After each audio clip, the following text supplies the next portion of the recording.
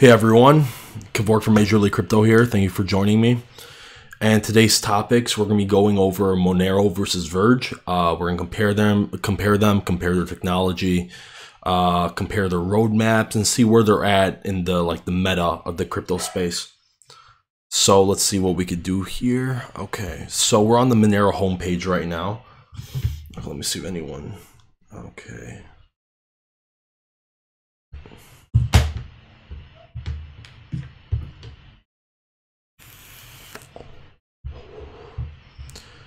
Okay, let's go to what is Monero, right? So Monero and Verge are both the private anonymous cryptocurrencies, but we're going to see how they approach to solve that problem in different ways. And I'm going to keep this live stream around an hour today because yesterday we went too far off. It was around close to 3 hours. So we're going to shoot for a little over an hour. So let's get this started.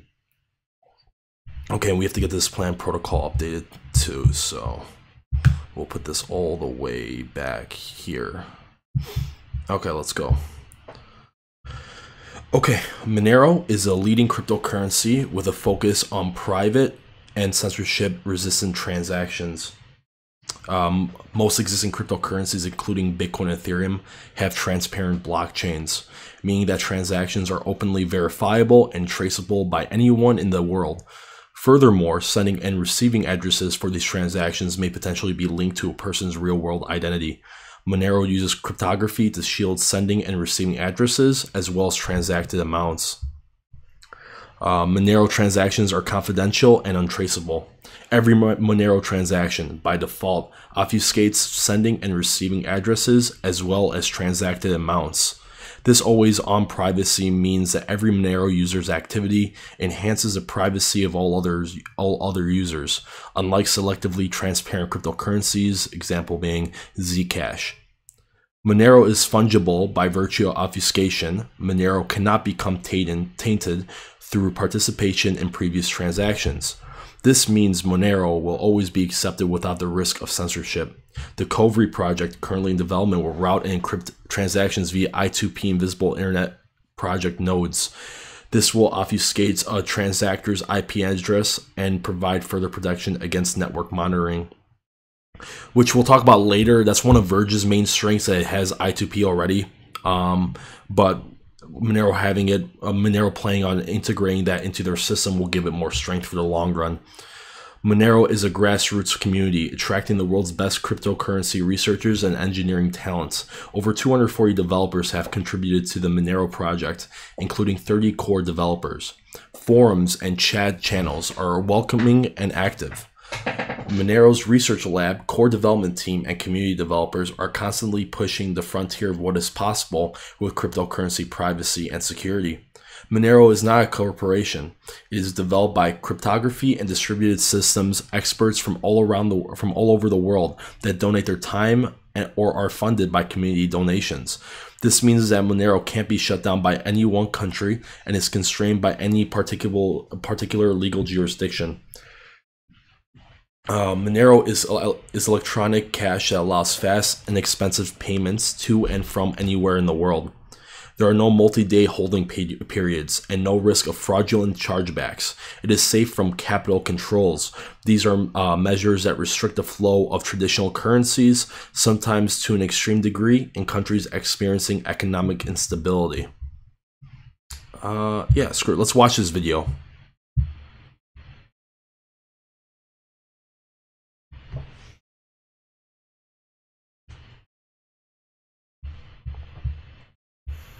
To most people, financial privacy is very important.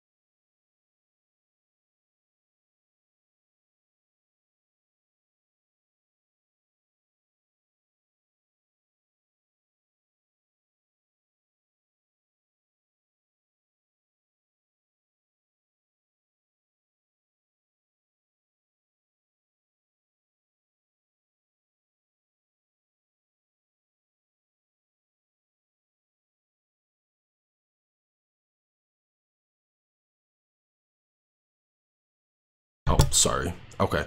Let me repeat that because it was on mute. So the developers and community are committed to protecting these values. Learn more by reading What is Monero, which we already went in that page. And now we're at the source code. The source code is also available for review and discussion. So if people don't know the source code, if it's open by these decentralized open cryptos, then what that means is any programmer could look at it that are capable and tell you if there's a back door or not. You know, if what's the security behind it, if there's any scheming going on in the background. But so far, Monero, you know, people have trusted and everything looks good for it. So let's move on to the next section. Request support. There is a large and supportive community that will assist if you experience any difficulty. See the Hangouts page for more information. So you generate wallets. We'll check to see what wallets they do have, because we're going to compare Verge and Monero, see what options there are for people. If they would rather have one because maybe it's more compatible with their systems. Because I know Verge has a Tor wallet, so we'll see what Monero provides in that respect. Okay, so they're going to tell you how to send and receive Monero, acquire Monero. So yes, you could either get it from exchanges, so you can either buy it through fiat or other cryptocurrencies, or you could mine. So very similar to Bitcoin in that respect. Yeah, so transact with Monero. So yeah, pretty basic stuff here.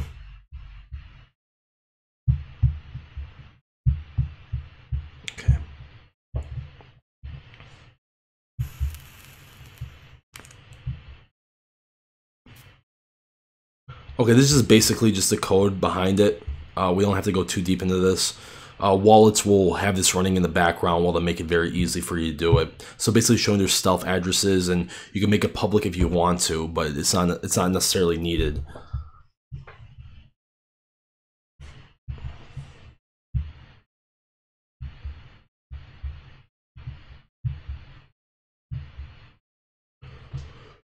Okay, Monero is an open source, like we said before, community-driven project. Described below are several ways to support this project.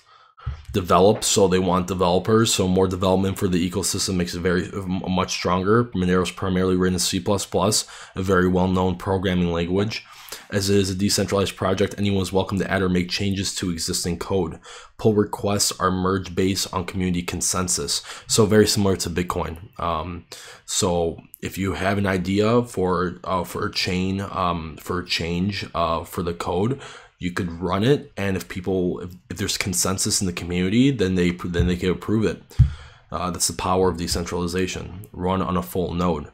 Run Monrod with port 18080 open. Running a full node ensures maximum privacy when transacting with Monero. It also improves distribution of the blockchain to new users.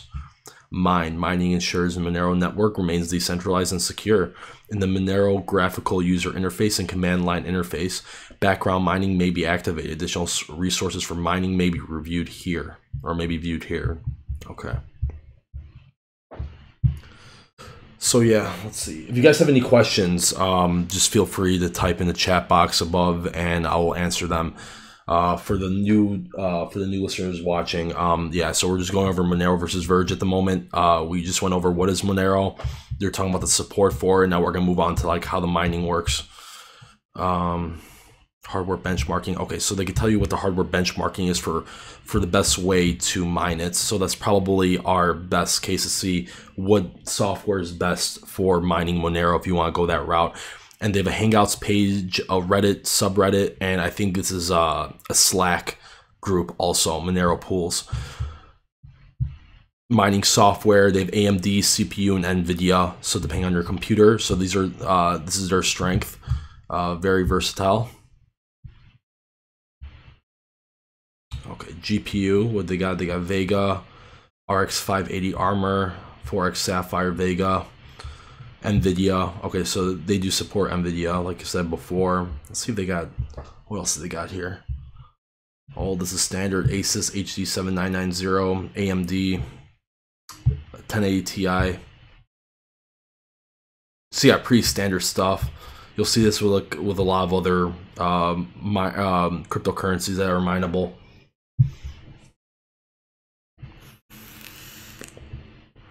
Even if you want to use the Fury X, which is pretty funny. Okay. Radeon 2. Okay, yeah. So let's move on to the... Actually, let's go see if there's anything else that piques my interest here before we move on to the next section. Okay, so they got regular GTX 1060s here too. Wow, there's actually a lot of support here. Always good, you know? So, it doesn't matter where you're at in the world. If you have graphics cards, this is viable of an option. Okay, we're going to move on to the next section. So, let's look at their team. Okay, usually the thing is, a lot of these other cryptocurrencies, when you look at their page like we viewed with Neo yesterday, you're going to see a very professional looking, of people from... it ranges. ARK has the ARK coin has a guy from NATO. Coben Hood has an advisor that worked at what was it? Was it the CFTC? I think it was the CFTC. And for these private coins and a lot of these other cryptocurrencies are laid like they're trying to fly under the radar a little bit. Their team is more of a grassroots project, so you're gonna have these random people with like nicknames and stuff, because that's just how the internet culture is, and you're gonna see the same thing with Verge. So this is a stark contrast to what we saw last time in the last video when I talked about Neo and Ethereum. So yeah, there's these guys, they have a Reddit, Twitter, and all of that. So you see Taco Time, you know, like just random names. But hey, it's a community project, it's a grassroots project, and enough people are behind it. There's been enough transactions. That's a legit project. But how actual safe it is and how private it is, it's private, but privacy isn't being anonymous isn't an absolute. So if people really wanted to, it's not the most secure thing in the world, you know. Like down the line, there could be exploits for it. That's the reason why Monero wants to integrate the I2P client, so it could obfuscate the IP address even more so. You know, they want to make it as foolproof as possible, because even if there's like that 1% possibility of being exposed, for example, right? It's still that 1%, and as a community that wants to keep growing and make this product as best as possible, make this blockchain as best as possible, the logical conclusion would be keep building it, keep updating it, and add more features as we move forward. Let's see, that's a core team. There's more developers here, which you have a lot of developers. Anything else? Community?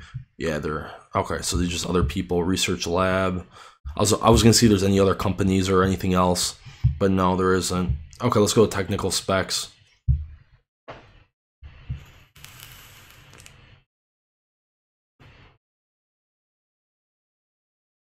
No pre-mine, no insta-mine, no token. Monero had no pre-mine or insta-mine. Monero did not sell any token. Monero had no pre-sale of any kind. Okay, this is a major strength for a lot of people, because a lot of these coins, like Bitcoin, right? Bitcoin was pre-mined. What basically means is when they launch the first block, then that whatever that percentage of the first block that they want, it's theirs. So Satoshi Nakamoto has 1 million Bitcoin, and that's pre-mined for that individual or whoever that person or group is. But Monero, they're like, okay, you know what? We're not even going to do that because it's such a grassroots project. They want to have more. They want to have it. They want to have more strength built into it, and the psychology behind it is like, hey, look, we're not going to screw anyone over. We're not going to take a finder's fee. We're just going to release it, and we'll mine right when we release it. You know, so I think that's pretty awesome. They're operating from proof of work, very similar to Bitcoin. CryptoNight may change in the future, so maybe they're going to go a little bit of a different route depending on how it goes. But once again, that's going to be consensus. So majority of the miners have to determine if they want to change that. Difficulty to retarget every block based on the last 720 blocks, excluding 20% of the timestamp outliers. What that basically means is, as there's a difficulty as you mine more and more and more, it's going to become difficult, and it's going to take more computational power to get the same amount of Monero. So very similar to Bitcoin, which is the proof of work concept. Block time 2 minutes, may change in the future as long as emission curve is preserved. Basically, just like the more what's the most efficient way of doing it, and making sure the miners are in sync. So that's what basically that's what basically means in layman's terms.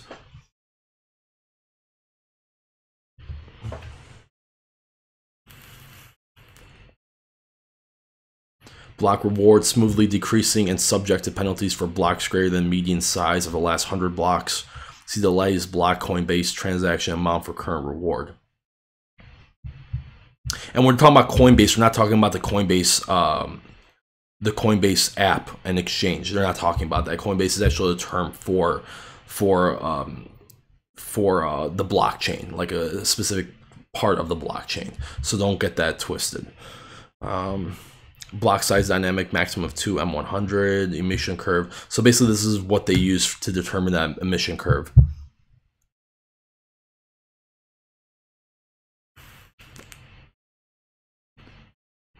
Max supply infinite. So a lot of people would say this might be a negative because the way they're doing is they're going to do by the emission curve. So first main curve, 18.1 million coins by end of May 2022.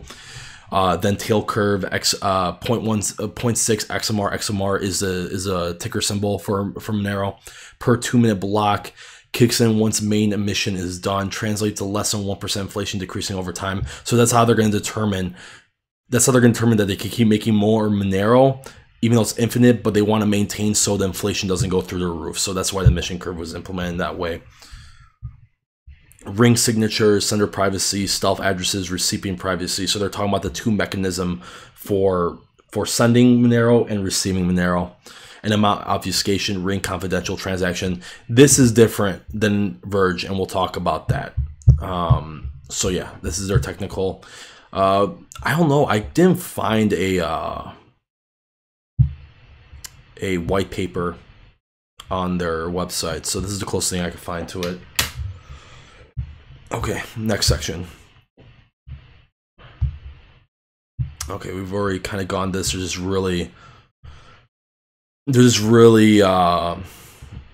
reiterating what we know about this. It's secure. Okay, we get it. It operates blockchain, so it has good Byzantine fault tolerance.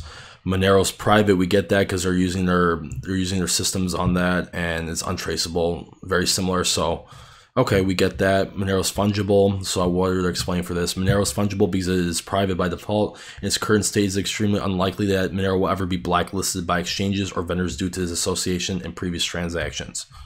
Okay, that's kind of like, I don't know, that's a little vague. I mean, if Monero, governments could FUD the hell out of it, if they really wanted to. They could get pressured. If it's a decentralized exchange, that could be something different, but these exchanges, they're located in China, Russia, and the US. If they really want to, they could just delist it from exchanges. So if a big news comes out, which we'll talk about news about Monero, what just happened.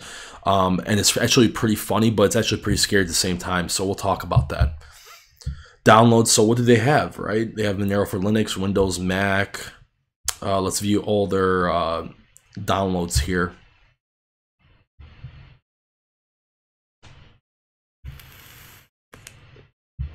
ARM v7 ABSD source and blockchain. Okay, so here's a source code. Fly command line tools only. So this is development. ARM v8, ARM v7, Linux, 32-bit, 64-bit, Mac 60. Okay, so they don't have a Mac OS, but it doesn't make sense for Mac. So Windows 32-bit and Windows 64-bit. Let's go down here. Okay, let's talk about their mobile wallets because a lot of cryptocurrencies lack in this respect.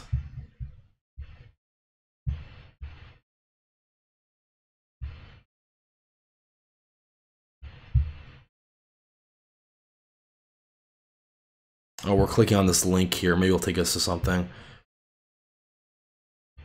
My Monero. So I wonder if this is a mobile light wallet. Okay.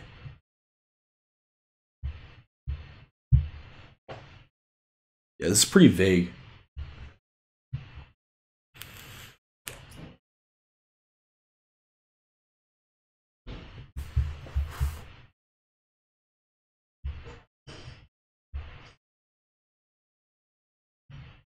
Yeah, they probably don't have anything too developed right now. Hardware wallets. All right, we're moving to the next one. Okay, this is our roadmap.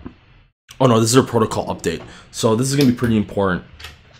Scheduled protocol update is planned for September 15th. Oh, we've already went through this? First and foremost, new binaries. Huh. Okay, occurred 9:15. Okay, I thought it was 11:15. I haven't been too up to date with Monero, because when I analyzed it before, I kind of realized that I kind of like Verge a little bit more. I liked what they've been doing. I like their roadmap, but so yeah, they just upgrade their protocol.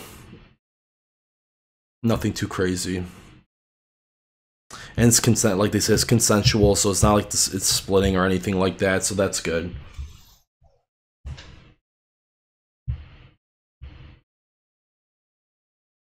Okay, so the main thing that's changing is just the mining process. So for most people, that's not going to be too much of an issue. Let's go to the roadmap now.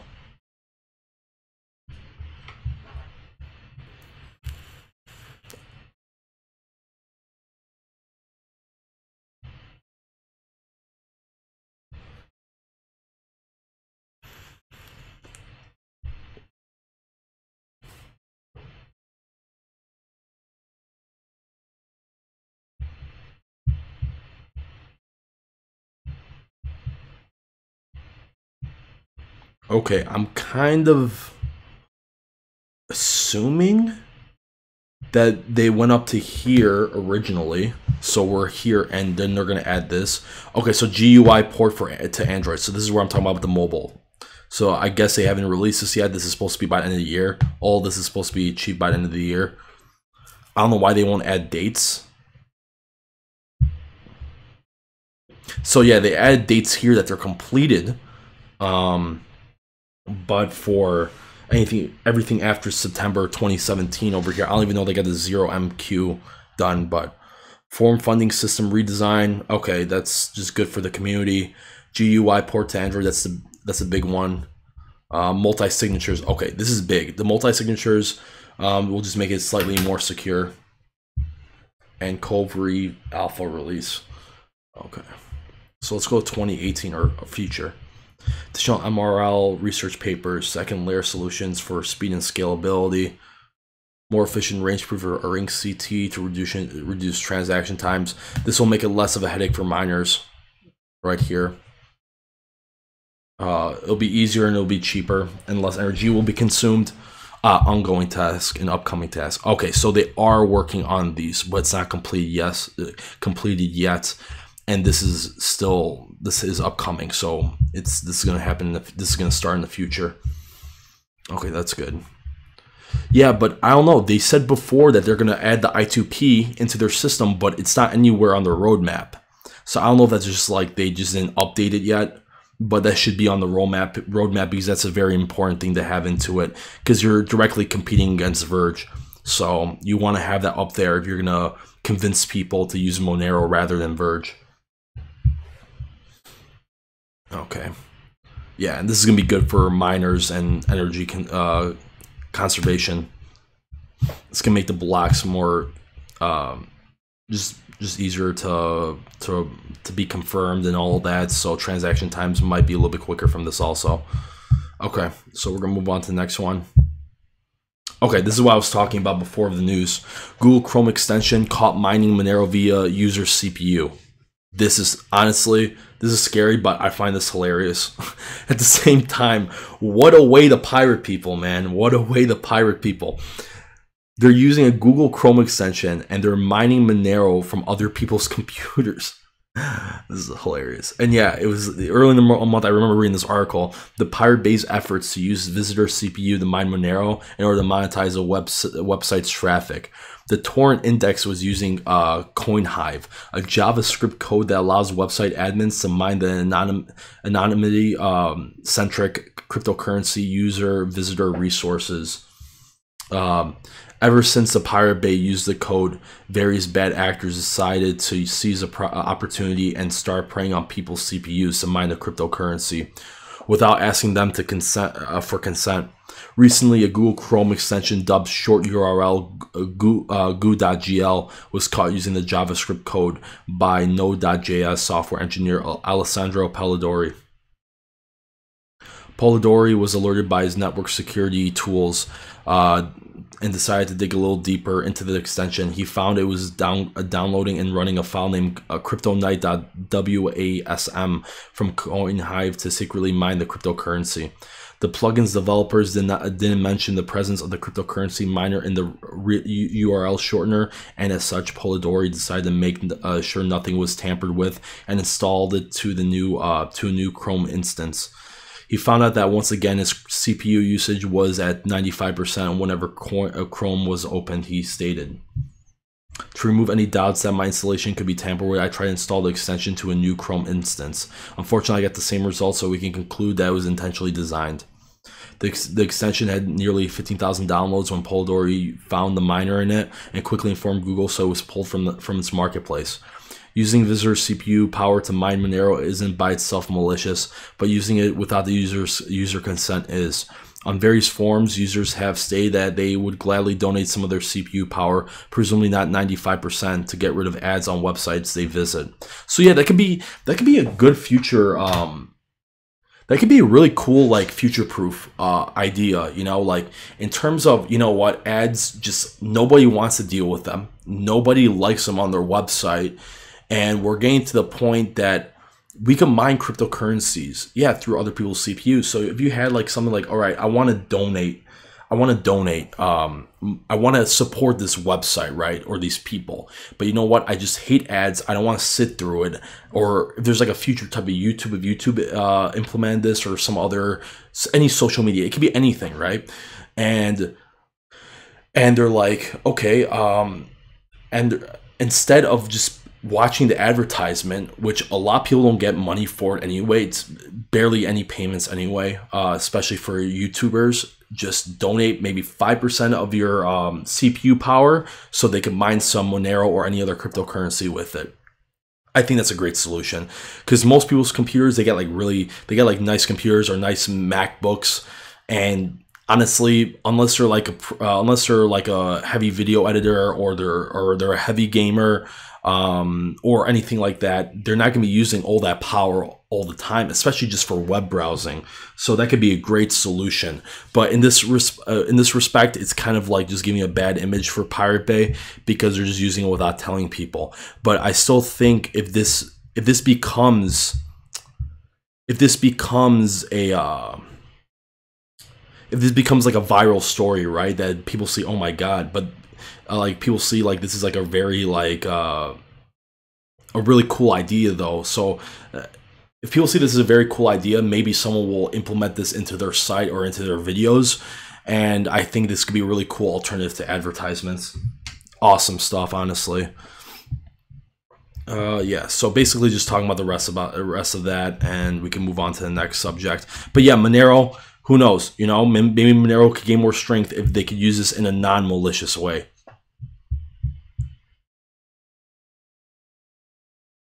Yeah, if you have any questions about Monero, now would be the time.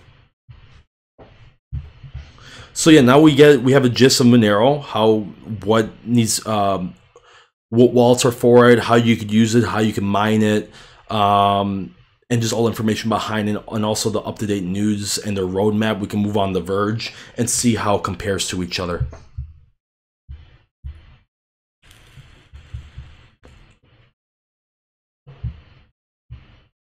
Okay, Verge is a decentralized currency designed for users, and this is like the normal Verge website for users who value privacy. It improves upon the original Bitcoin blockchain by using multiple anonymity-centric networks such as Tor and I2P.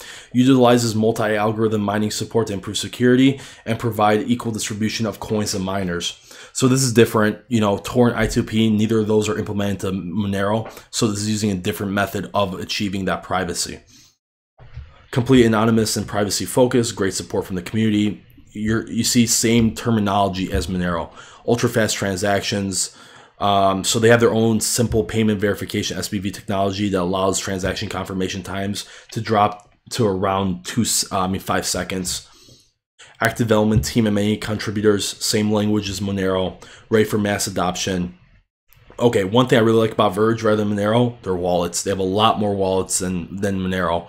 But Monero just has a name behind it because it's been around for a lot longer. But Verge, awesome stuff. I love it. Decentralized and open source. Verge is a decentralized currency based on an open source platform. There's no central control over the coin. Same as Monero. Okay, so what we got here, specifications, XVG is a symbol. Algo script, X17, Grostal, Blake 2S, and IRIA 2 Rev 2, block time 30 seconds. And these are just, you don't have to worry about that for the most part.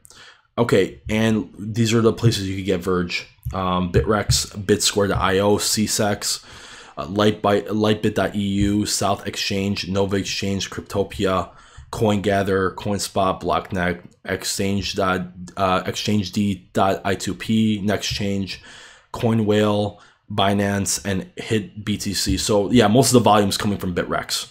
So that's where, if you want to get the most amount of coins, Bitrex is probably your best bet. So this is the really cool thing about Verge. It's the wall support, man. Like, they got so much stuff. It's really cool. So you have the Verge Tor Android wallet. So awesome. Verge OS X Electrum wallet, not Tor based. Verge Tor OS X Electrum wallet. So that's our OS X, but Verge based. I mean Tor based. Awesome. Verge Windows Electrum wallet. Verge for Windows Electrum wallet. So they don't say it's Tor, but I see the Tor symbol here, so I don't think this is a duplicate. I guess they just forgot to type in Tor in that section. Verge Linux Electrum wallet and Verge Tor Linux Electrum wallet. So they offer regular and Tor base for each one. So obviously, if you want to go the most private route, Tor is probably your best bet. So do they have anything else? CentOS. This is like a newer type. Arch Linux. So they got a different type of Linux. Fedora. So yeah, they got a lot of options. It's pretty cool. Okay, sorry about that. Let's go to mobile, see what they offer mobile. Coinami, multi-currency Android wallet, Coin Pouch, iOS wallet. So this is new, I think. I haven't seen a Verge wallet last time I checked for iOS, but this is it here. But the advantage is if you have Android, because you know Android's open source and they build a Tor wallet for it, so it's probably your best. That's probably your best bet. And this is really cool too. They support Raspberry Pi source code. There's just a web wallet, an I2P web wallet. One of my favorite types of wallets that if it supports any type of cryptocurrency, the paper wallet's awesome. I love paper wallets. It's probably the best type of wallet to have if you're trying to keep it cold storage. Okay, we'll get to the roadmap in a little bit. Let's check out the white paper, or as Verge calls it, the black paper. And we're going to go over it. Let me try to see if I can zoom this out a little bit so it's easier for you guys to see. Okay. Sorry, my computer's a little bit slow from the OBS software. So give it a second.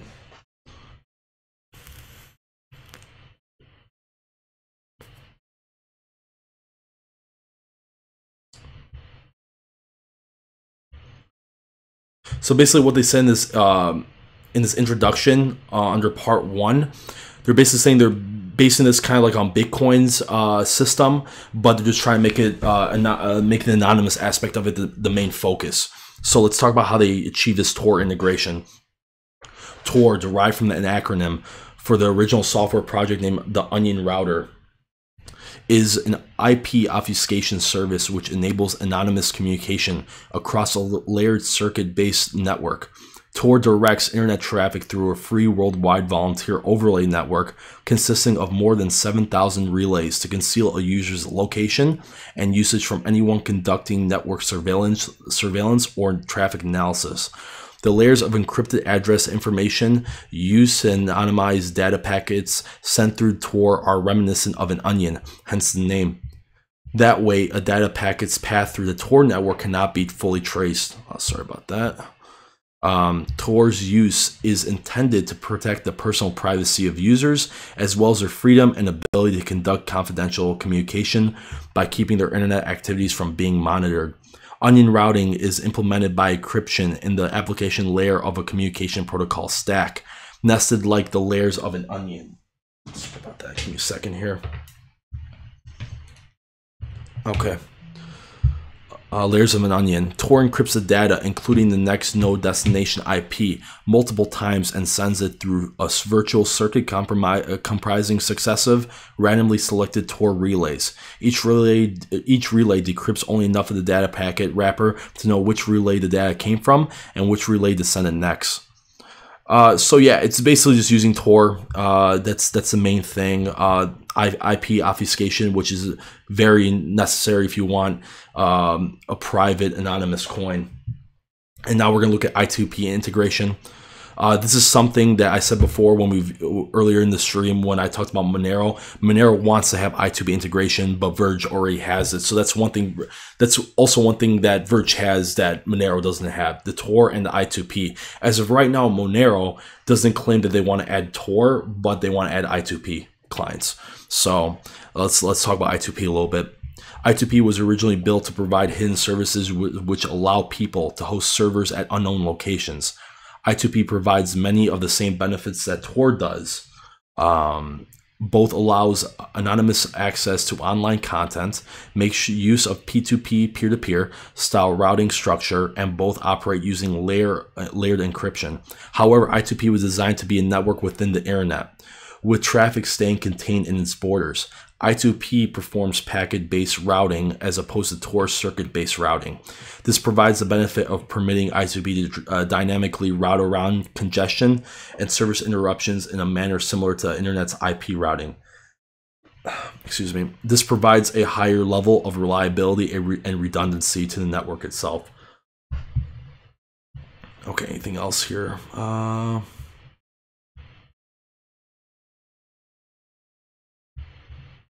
Okay. I2P is a highly obfuscated tunneling service using IPv6 that anonymizes all Verge data being sent over the network. Each client application has their I2P router, build, several inbound and outbound tunnels, a sequence of peers that pass data in one direction to and from the client respectively. In turn, when a client wants to send Verge data to another client, the application passes the message through one of their outbound tunnels, targeting one of the other client's inbound tunnels, eventually reaching the destination.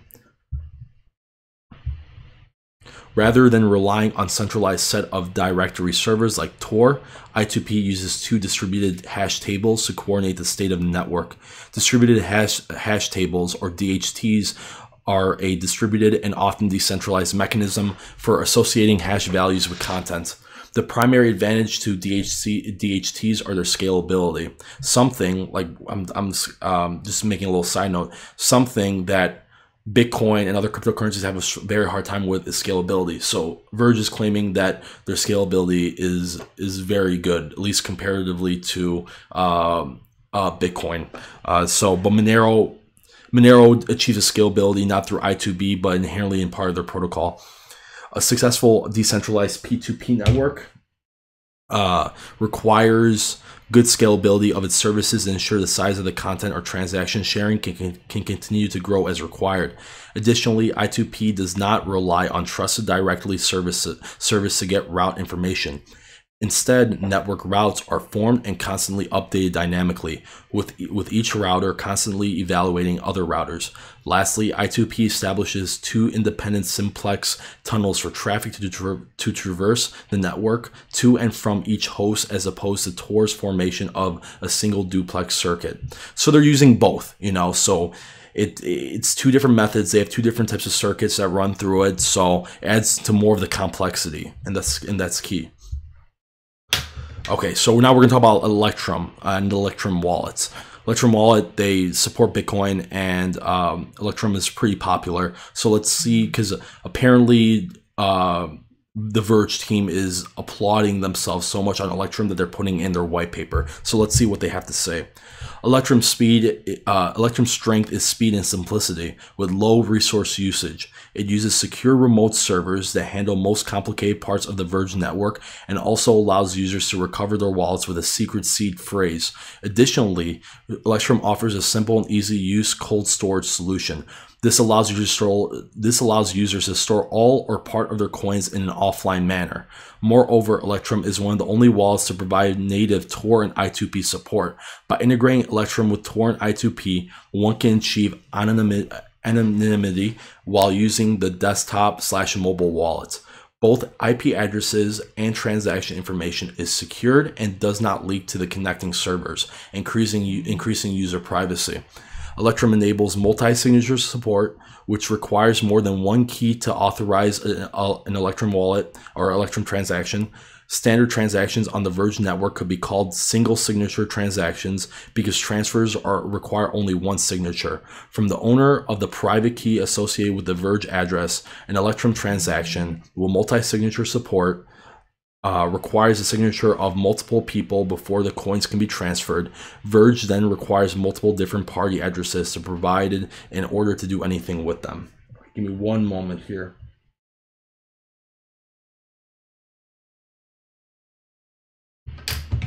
Give me one moment, sorry.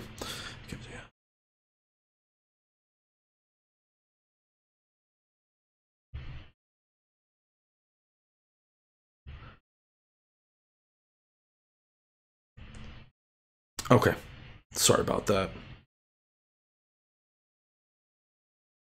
Okay, and also saying that also here in Major League Crypto, before I move on, we're gonna live stream actual trading within the next week or two, so please be patient. The live streams now are gonna probably consist the format being first we're gonna, in the beginning of the live stream, I will be doing like comparisons like this, like Verge versus Monero, stuff that coins are kind of competing with each other, or I'm gonna be analyzing ICOs. Then I'll go on to like the news and all of that, and just follow up on stuff I talked about in the last live stream. And at the end, once I start doing live trading, I will be live trading towards the end of the live stream, just to let you guys know. But yes, here at Major League Crypto, we will be doing live trading. Just give us another week or two, because we're waiting for the Robinhood exchange to launch. They have no fees, so that's awesome. So we're gonna see how that works out before moving forward. If not, Robinhood will be either going to Poloniex or Kraken to trade. And if we're going to do some altcoin trading, obscure altcoin trading, I'll be doing that in Bitrex. So just giving you guys that update. So we will be doing live trading, but for the next week, for my live streams, we'll just be doing analysis, talking about what's going on in the crypto space, and just talking about coins and reading their white papers and such. And yeah, feel free to message in the live chat if you guys have any questions. Okay. Oh, hey, David. Yeah, so thank you for joining the chat. I met Jack right when the summer started, and we're talking, and basically he had ideas of doing Major League Crypto. Basically he met me, and I told him I'm a cryptocurrency trader, because I've been studying cryptocurrencies for a couple of years now. Not that intensively, but I really got into it like, I don't know, 9 to 10 months ago, really going deep into it. Not last summer, but the summer before. Not this last summer, but the summer before. And yeah, we just talked. I met Jack, and we're like, he's like, hey, you know, like let's do something crypto based. I'm like, hey, I'm down, and I have a passion for educating people and letting people know about all this type of stuff, because in my opinion, you have to be part of cryptocurrencies, you have to be knowledgeable about it, because so much stuff's happening all the time that you would need to that you have to be on top of it. And that's my main strength. Even though I trade, Jack is a phenomenal trader. That's his main thing, and I do trade too. So we're working together to make a very strong trading program and technical analysis to really maximize on this volatility. But my main strength is more of like kind of like the geopolitical aspect, analyzing white papers, comparing coins, because I've been reading to ICOs and white papers for close to 10 months now. So yeah, that's my main thing.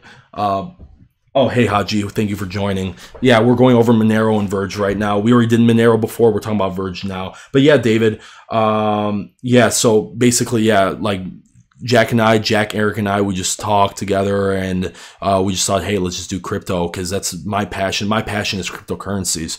And this gives, and the Major League platform gives me the perfect it gives me the perfect, literally the perfect platform for me to express that and share it with you guys. We will be making a Telegram. I will make one tonight after the live stream, and I will post it in tomorrow's live stream. So tomorrow I will be driving to Ann Arbor because I'm from Chicago, and once I'm in Ann Arbor, I'll be doing a live stream there, and I'll have a Telegram ready. I'll have a Telegram group ready tomorrow.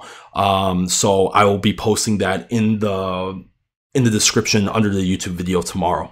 So just be patient. Tomorrow we'll have the Telegram group, and we all talk about cryptocurrencies in there, talk about news. If you guys have any specific coins you guys want to talk about, then I could give my input on that, and we could run polls in there to see what type of subjects you guys want to talk about for upcoming live streams. Yeah, no problem, David. Thanks for tuning in. So yeah, let's continue on with this Electrum wallet. Electrum enables multi-signature support, which requires more than one key to authorize Electrum transactions. Standard transactions on the Verge network could be called single signature transactions because transfers require only one signature from the owner of the private key associated with the Verge address. An Electrum transaction with multi-signature support requires the signatures of multiple people before the coins can be transferred. Verge then requires multiple different party addresses to be provided in order to do anything with them. Here's an example. One Electrum wallet is on your primary computer, the other on your smartphone. The coins cannot be spent without a signature from both devices. Thus, an attacker must gain access to both devices in order to steal your coins. So this has nothing to do with being anonymous. This is just a security measure. A lot of wallets have multi-signature implemented into them for security reasons. Okay, let this load. Okay, key features of an Electrum wallet: deterministic key generation. If you lose your wallet, you can recover it from its seed. You are protected from your own mistakes. Instant on. The client does not download the blockchain or request blockchain information from a server. No delays. Always up to date. Locally signed transactions. Your private keys are not shared with the server. You do not have to trust the server with your coins, which is great. Because if any of you guys are from Major League Trading or are on here and now and you guys don't know anything about cryptocurrencies, your private keys, you should never give them out to people. It's your own internal code that gives you access to your coins. If you give that away, people could just take your coins and you're screwed. And there'll be more videos coming up, like individual videos going to be uploaded to YouTube talking about private keys and wallets, so you can make sure that your keys are your own and you have the proper security so you won't get scammed and all that. Freedom and privacy. The Electrum server does not store user accounts. You can also export your private keys, meaning you own your address. Multi-algorithm support. Okay. Okay,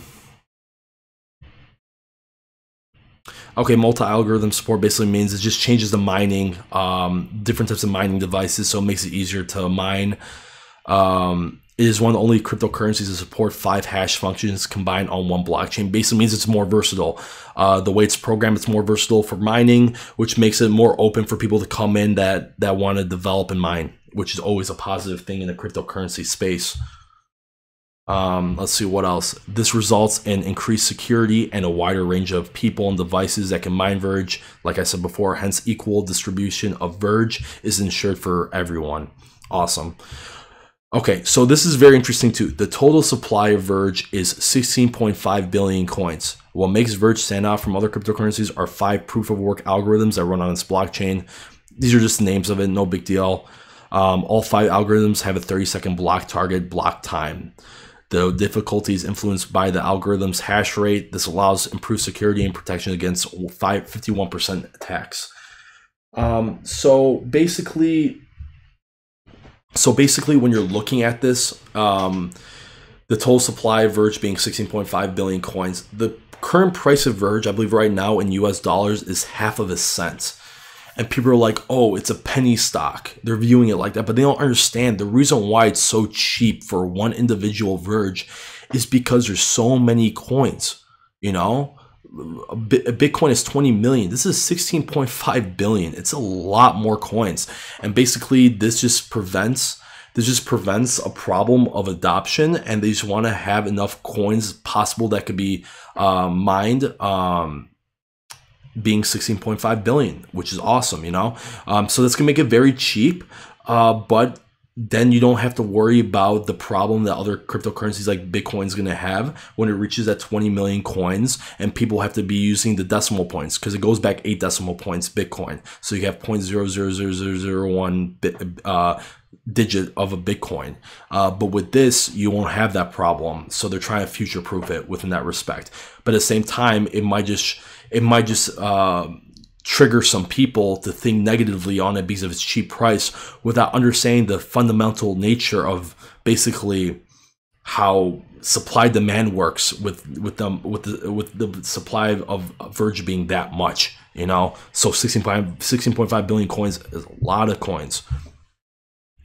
Okay, and basically here they're just talking about Android I2P, just really good. Android Tor, Monero does not have that, let alone Tor, but yeah. P2P, anything else here? Nope.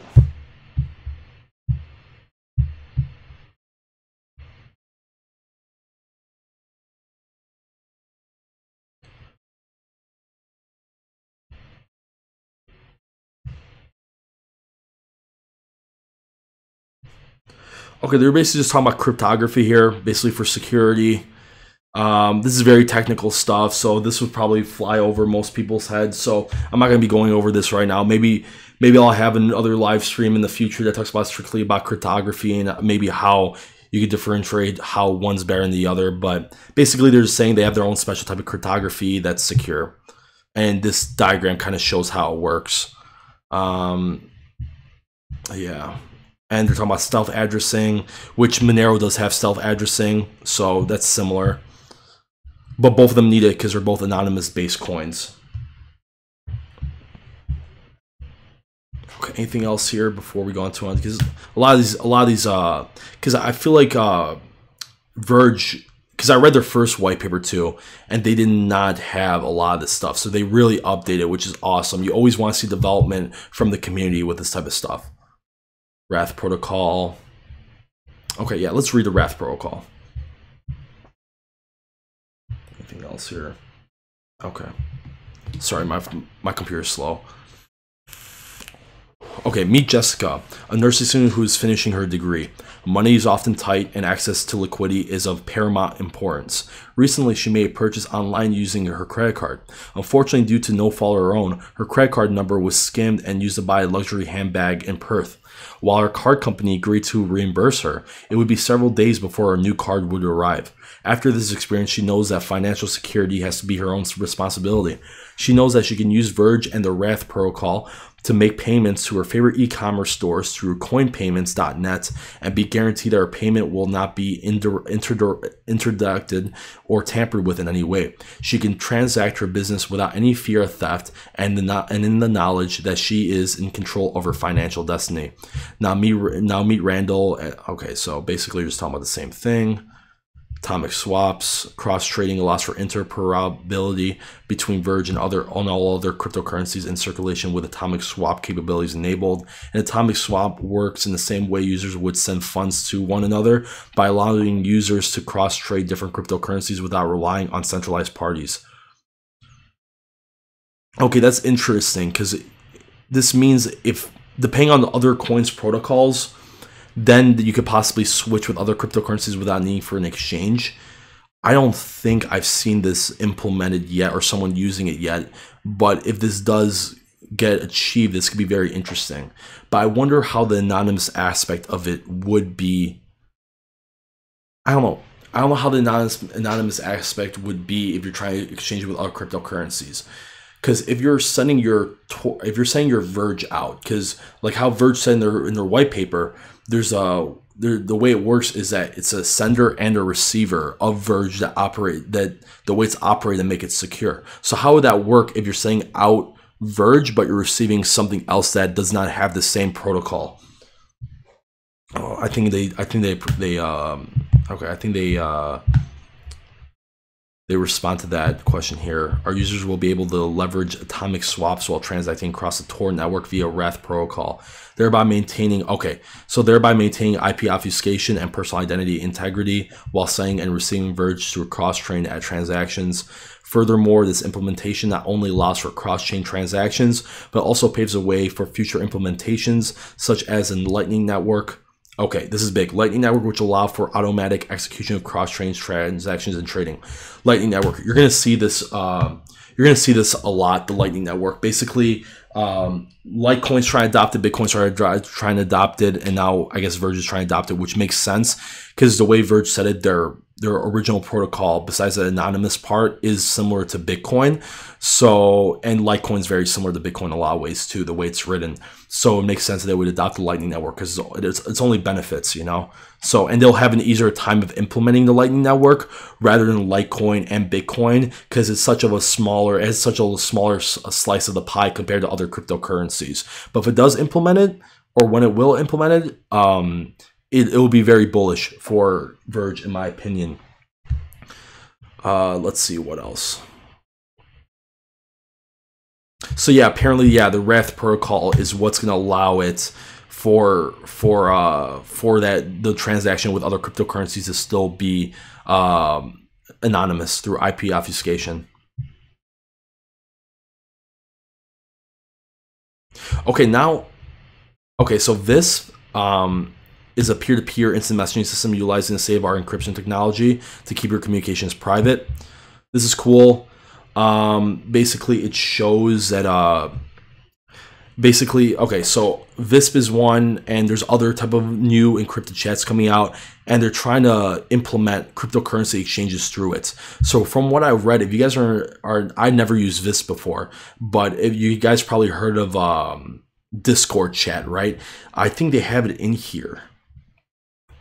Oh, yeah, we'll get back to smart contracts. Okay, so we're at the end of the white paper, but let's go to, from what I read, if you guys heard this Discord is going to implement Verge transactions in there because Discord is primarily a communication platform for gamers, and gamers have a really cool thing regarding donations and stuff. So it makes sense they would implement some sort of cryptocurrency to transact donations. And it seems like Bitcoin, it's too sluggish and slow, and it's so expensive that people don't want to use it. So it makes sense to go to a different cryptocurrency. And Verge is perfect for that. It's cheap. It's a lot cheaper, only a half a cent, and it's fast. And they're going to be adopting the Lightning Network, and they're anonymous. So it goes in hand to hand. But yeah, now they're also trying to implement smart contracts, which is awesome. Litecoin wants to add smart contracts too, but Monero does not. So another good thing for Verge. So it seems like Verge is doing very well. I'm liking what they're doing right now. We're gonna go, I haven't seen their update to their roadmap, so we're gonna check that right now, right after this. And yeah, let's move on because I've gone over smart contracts a lot, and basically what this will allow is it will make it easier for businesses to transact for goods and services, etc., etc. Okay, let's exit this because next is just all their references and who they're thanking for being part of the community. Okay, we're going down to the roadmap now. Okay. So they came out with their black paper. They launched our I2P server client. This was June. Also in June, they had the Tor server client. Awesome. So they've been nailing these. Boom, boom, boom by the check mark next to it. Electrum binaries, binary clients for easy to use light wallets. Crypto services marketing campaign. Started 1-year ad campaign with Konami. Redesigned Verge website. Yeah, Verge went through a big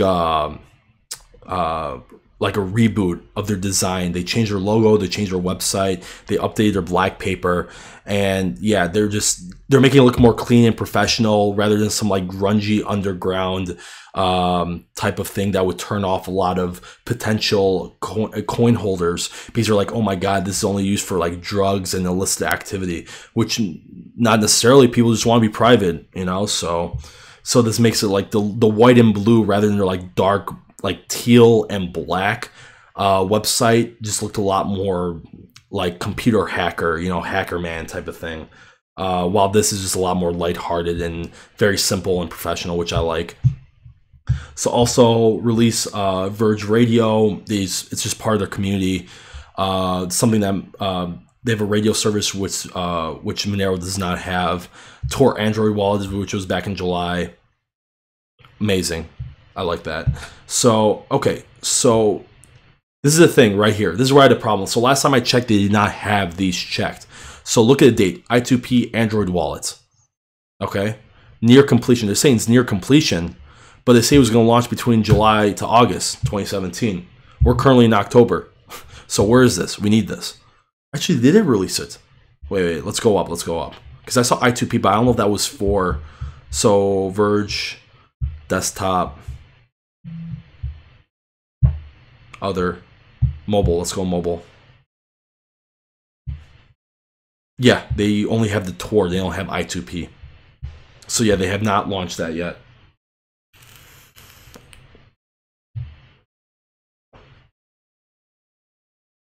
Oh, hi whale trading.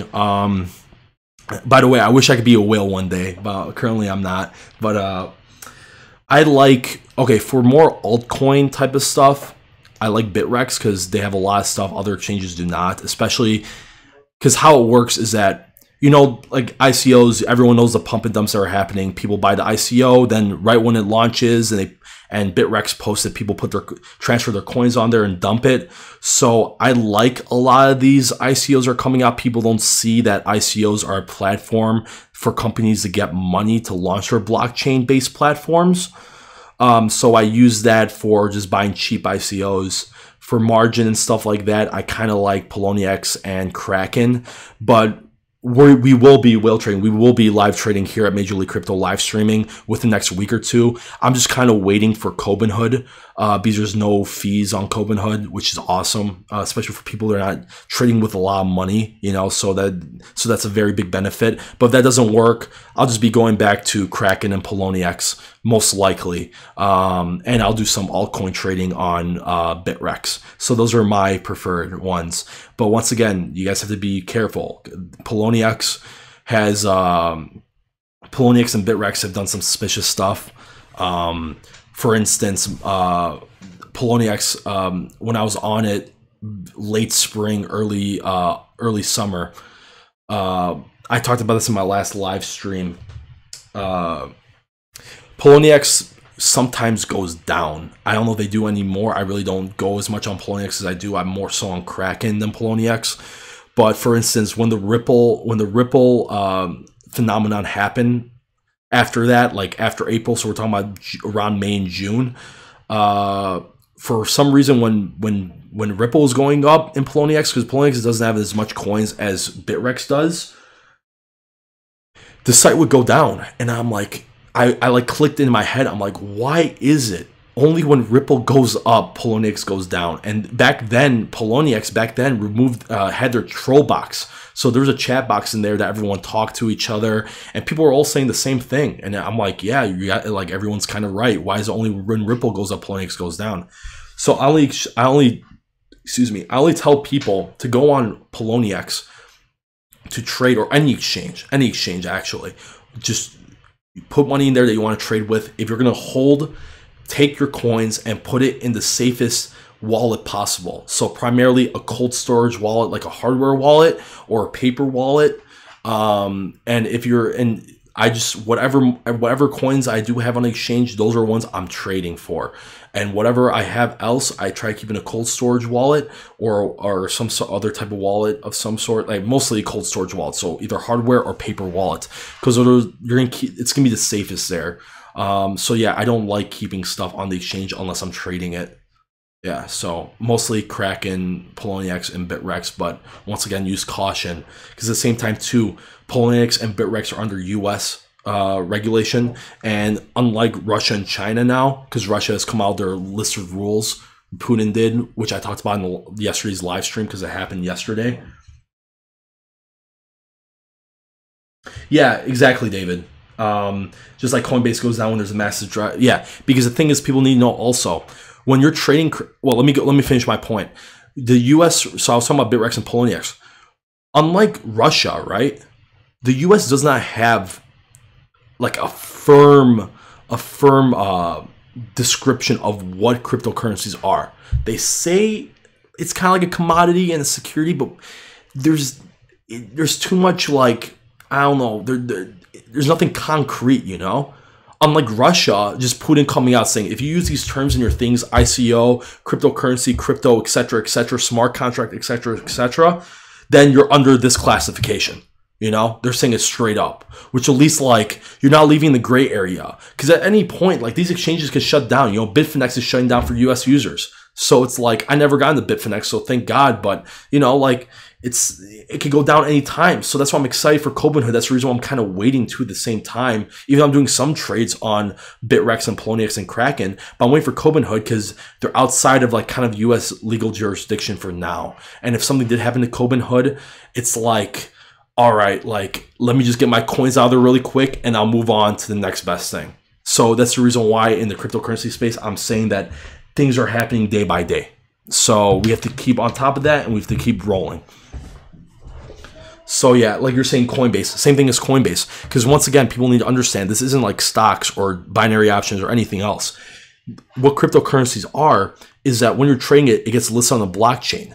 But when you're trading on the exchange, nothing gets listed on the blockchain. It's all in the exchange. So the only time these coins get registered on the blockchain is if you are depositing coins and when you're withdrawing the coins. Yeah, so that's key. So yeah, Coinbase could do whatever the hell they want. And once again, don't keep your coins. So Bitcoin, right? Don't keep your Bitcoin in the long run in a Coinbase wallet, David. Yeah, David. Yeah, Ether Delta is awesome. It's for its low volume and it's like kind of like decentralized nature. It's kind of flaky, that's interface. But yeah, you can hold your private keys. It's really cool. It's awesome. But the reason why I like Ether Delta the most, regardless, because you can't, like, actually using technical analysis for Ether Delta is going to be kind of weak. Because it's just like the volume is just so volatile beyond anything. You can have a coin having like 100 ether worth down to like 1, like in the matter of like hours, you know, crazy pump and dumps, etc. But yeah, Ether Delta, the reason why I like Ether Delta because you get very obscure coins like Populous and these other weird ether tokens that something like Bitrex has not hosted yet. So that's the strength of it. But yeah, Coinbase, so Coinbase, the reason why I'm also saying don't keep your coins on Coinbase is because a lot of these exchanges like Coinbase, they do not support these forks, these Bitcoin forks. So essentially what they're doing is they hold your private keys. So when Bitcoin Cash happened and all these ignorant, ignorant people, that's the best word I could kind of use for this situation, they lost they're entitled to gain their Bitcoin Cash, yet they're exchanged in Coinbase and it support it. So when the fork happened, so if you had 1 Bitcoin, you get 1 Bitcoin Cash. What would happen is Coinbase holds the private keys, so they're necessarily taking your Bitcoin Cash away from you because they have your private key.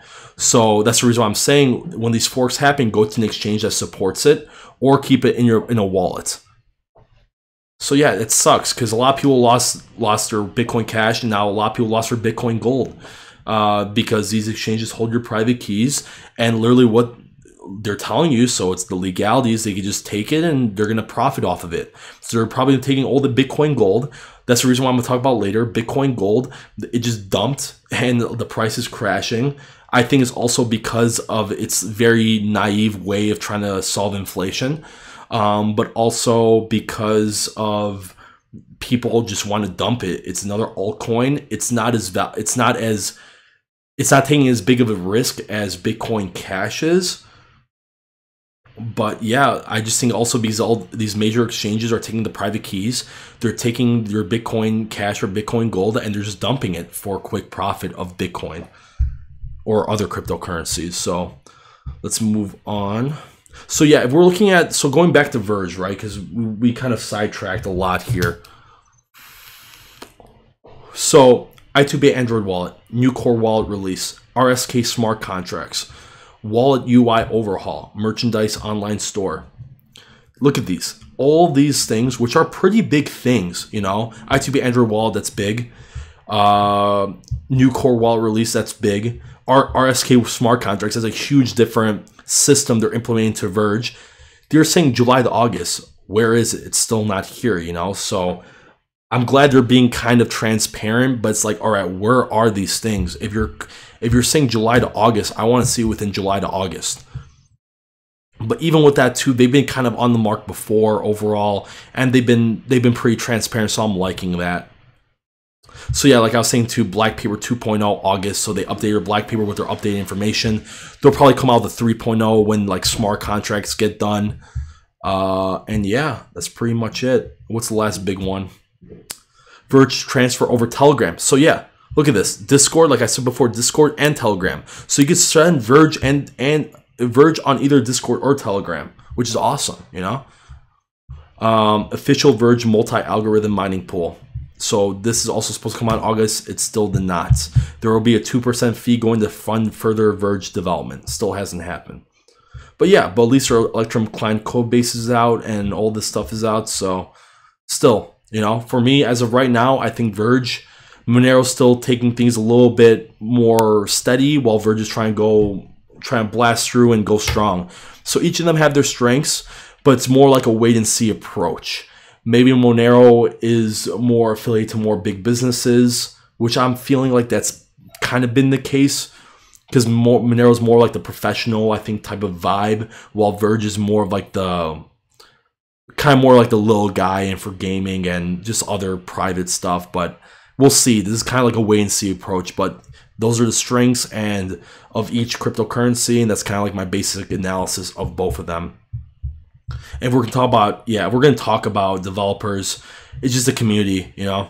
So nothing a lot to say. This is the main guy, G Franco. Yeah, so let's move on to the news. If you guys have any other questions about this, let me know before we move on. We're gonna move on right now to some CoinDesk news. And we'll look up Bitcoin gold pricing and see why Bitcoin gold's been dropping. Okay, like we're talking about identifying, or governments coming out talking about what is cryptocurrency and how do you classify that as an asset.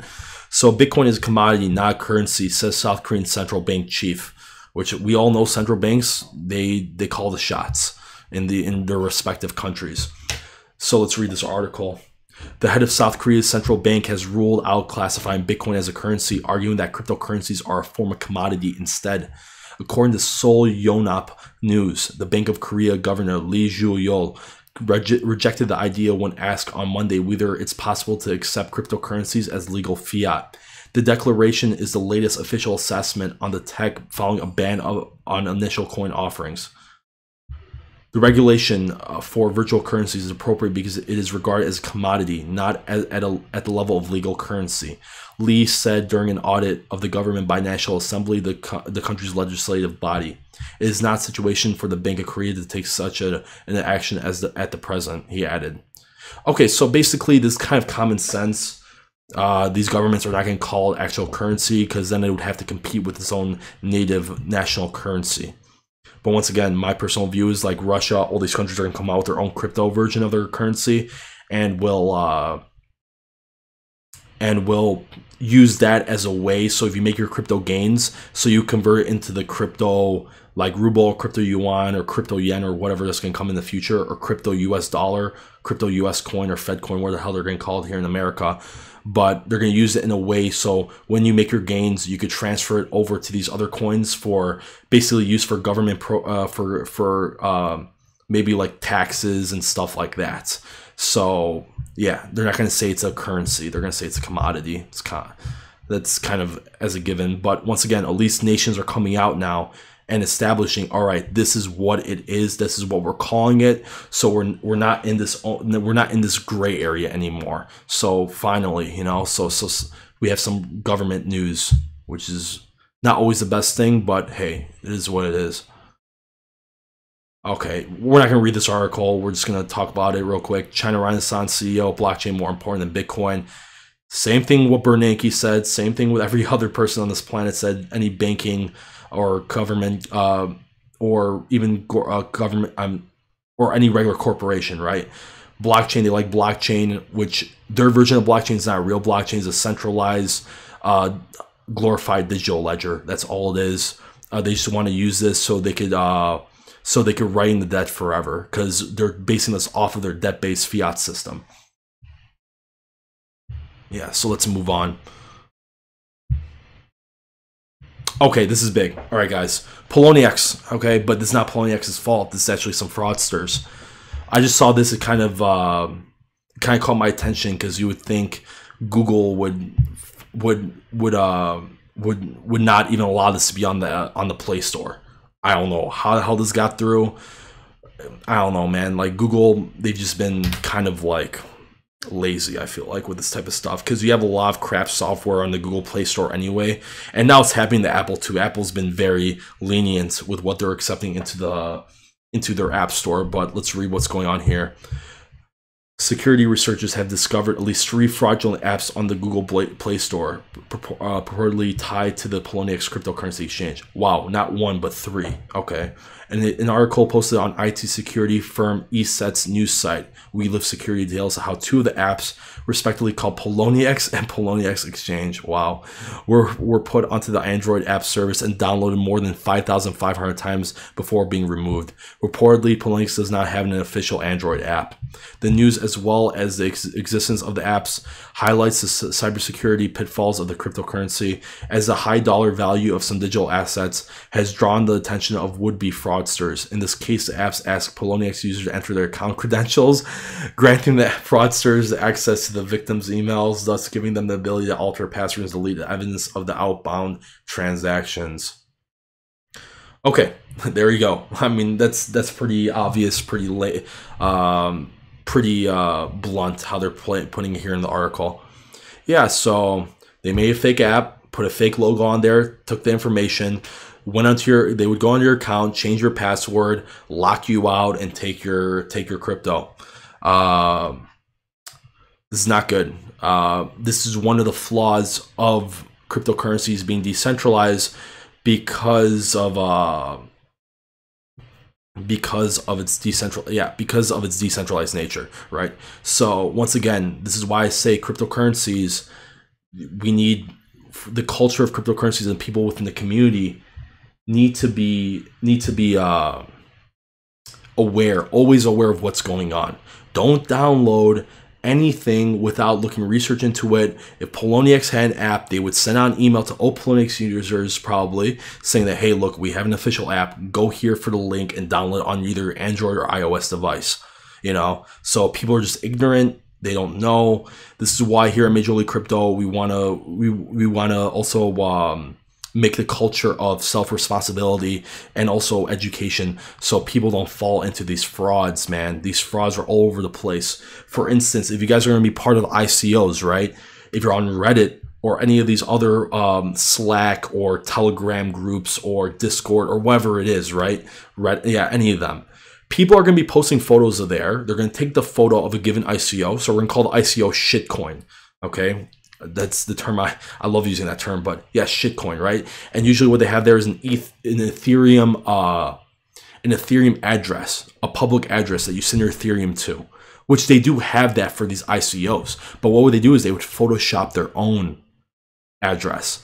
So when you send it, you're actually sending their address. So what would happen from that is you got scammed, you got phished, you got so if you send it, it's done. No entity on the planet is going to give it back to you. Like the only thing the SEC is getting involved in is actual ICOs, not these like minute, like 0.01% of scammers getting like 5 to 10 Ethereum or whatever it is. They're not. They just don't have the resources to go after these just scumbags. So yeah, it's just avoid that. If you're gonna do that, go through the official website, go through the official means. Do not. Don't follow any link, even on Twitter. Be careful on Twitter, because people are gonna be like, donate to the ICO here, you know, and they'll just put their Ethereum address. That even happened. I think the Major League Crypto video of us going downtown Chicago and asking people if you rather have a Bitcoin or a dollar, or saying, do you know about cryptocurrency? If you guys saw that video, one of the comments is this random guy, random account posting, be part of the Electroneum ICO, and he had like an address down there. Well, I haven't even done the research on ICOs. I've been going through a lot of other ICOs. I haven't even got a chance to Electroneum. Electroneum, I don't know what's about. I've not done my research about it. There's just too many other things right now for me to look into that. But regardless if it was a real address, I highly doubt it was. But Electroneum, yeah, so I just marked it as spam. I got it out of that video because don't fall for that stuff. It's everywhere and you just gotta be aware of it. But yeah, even for Electroneum, if you're gonna see a lot of these ICOs, the actual ICO, we're not talking about these phishing scams. There are scams within themselves, and you gotta be aware of it. You have to do research, who's behind it, what they're trying to accomplish. Is their team, does it look like their team is capable of achieving that goal? And yeah, and all that. ICOs are in a very weird time too right now, but just be vigilant and be aware and proceed forward. And what else about Electroneum? And yeah, Electroneum is weird. I've just been seeing weird advertisements for it all over the place without knowing what it is. So maybe I'll check into it and maybe I'll do a follow-up video or on next stream. Maybe I'll talk about it a little bit. But yeah, so Poloniex apps, be careful about the apps on Google Store, on the Play Store, and maybe be careful of stuff on the Apple Store, the Apple App Store, because once again, Apple has been very odd with allowing weird apps being allowed to the App Store. So be careful, guys. And to kind of close this live stream out, because we're approaching an hour and a half. Last live stream went on for like close to 3 hours, and today I'm gonna keep it a little bit short because tomorrow's live stream, guys, is gonna be on Hyperledger and more centralized cryptocurrencies. I kind of talked about that in the first live stream, but I want to go more into Hyperledger because right now Hyperledger, which a lot of companies are going to be using here in the US and the West overall, are going to be using Hyperledger, and that's pretty big in my opinion. So I'm gonna be going over that tomorrow. So stay tuned for that. I'm gonna try to live stream tomorrow, maybe around 8 p.m. So stay tuned for that tomorrow. But to close it off, the Wolf of Wall Street thinks ICOs are a scam. Okay, yeah, okay. We're from you, Jordan Belfort. Come on, man. But yeah, that's the last article. And finally, let's go to CoinMarketCap and let's check out Bitcoin Gold and talk about why it's not performing as well as it should. Okay.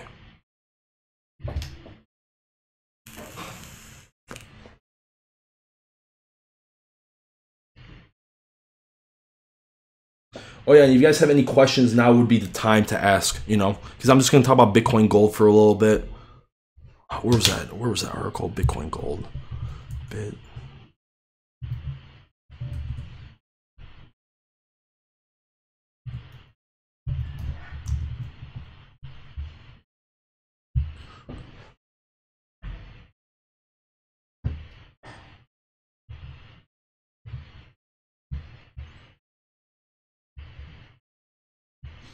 Okay. You know what? Sometimes these charts early are not the most reliable thing, but it's the only thing we got now because it's very early. Because a lot of people, as of right now, can't even get their Bitcoin Gold, especially if their Bitcoin is in like a Trezor wallet or some other exchange or wallet that does support it, because it takes like a week or two. But the ones that do already have the Bitcoin Gold, which I'm kind of like, my suspicion, because I have a critical mind, is thinking that these are the scumbags at the exchanges that have already got access to millions of accounts Bitcoin Gold and they're just dumping it. So it's at $500, and so this was yesterday, and from yesterday all the way to today, boom, and now it's becoming a little bit more stable. So it dropped like $300, which is pretty crazy. But yeah, I think there's two reasons for it. One, I think Bitcoin Gold does not solve, because Bitcoin Gold, like I said in the last live stream or the last two live streams, they claim it does not compete with Bitcoin. That's one. Two, they changed the way the mining is done. So high power computers are run on ASICs based computers. Those computers can't mine Bitcoin Gold. So they're saying it's for like the everyday people or the more casual. So they can have a piece of the pie rather than competing in Bitcoin.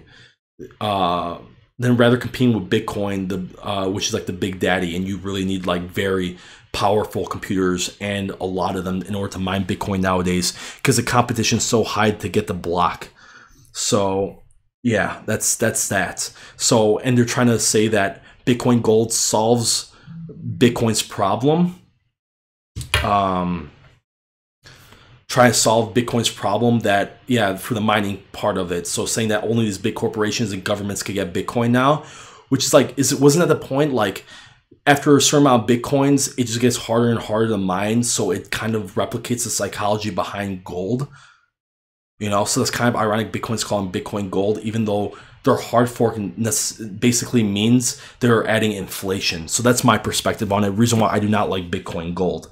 But we could talk about this more in the Telegram group tomorrow when I make it, because I want to hear other people's thoughts about this, about Bitcoin Gold, because it's kind of like Bitcoin did this in this way because they didn't want inflation, you know, and they wanted to become more difficult because they wanted to have the natural progression of less resources over time. So you have to use more energy and computational power to mine the same amount of Bitcoin, you know. So, and Bitcoin Gold's like, all right, we'll just do a hard fork, and now you have this many coins and everyone gets this much Bitcoin Gold, and it's gonna be easy to mine Bitcoin Gold because the way to mine it is easier now. So we're like, okay, so where's the value come from, you know?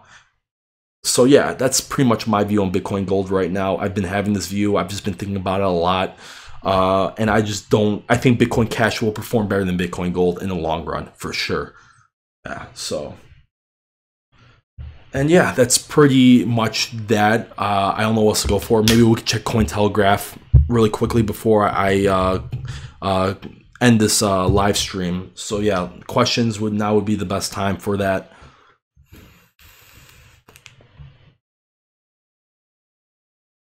Anything interesting here? It's been kind of a slow news day. It's been very busy the past couple of days, but today's been kind of a slower news day.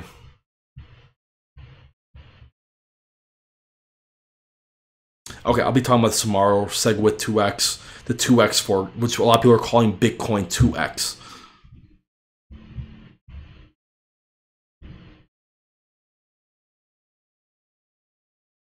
Oh, here we go. Bitcoin Silver. Okay, we're gonna talk more about this tomorrow.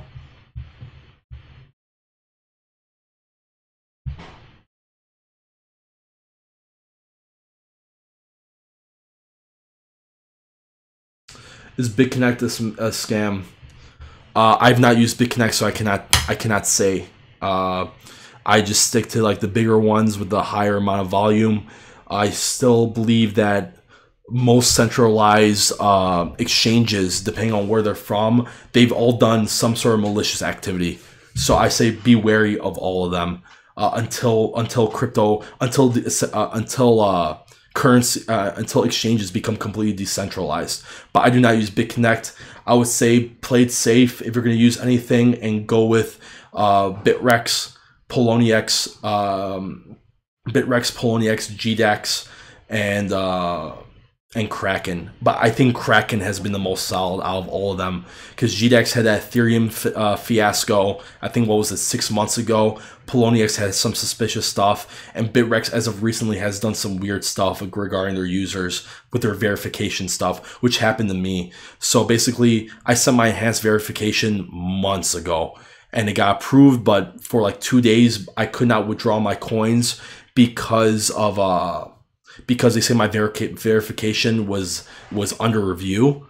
So apparently my documents I gave them, like my driver's license and stuff. Yeah, no problem, Chris. Thanks for tuning in.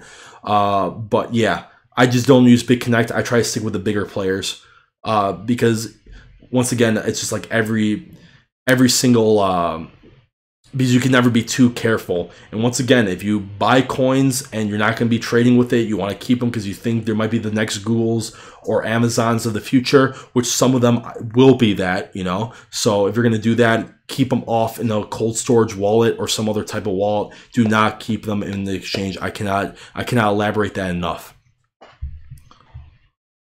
Yeah, most of this is just about forks. Not going into too much of the geopolitical route today. And it's already been an hour and a half. So guys, I think I'm called here for the live stream today. Thank you for so much for joining. Tomorrow I'll be live streaming around the same time too.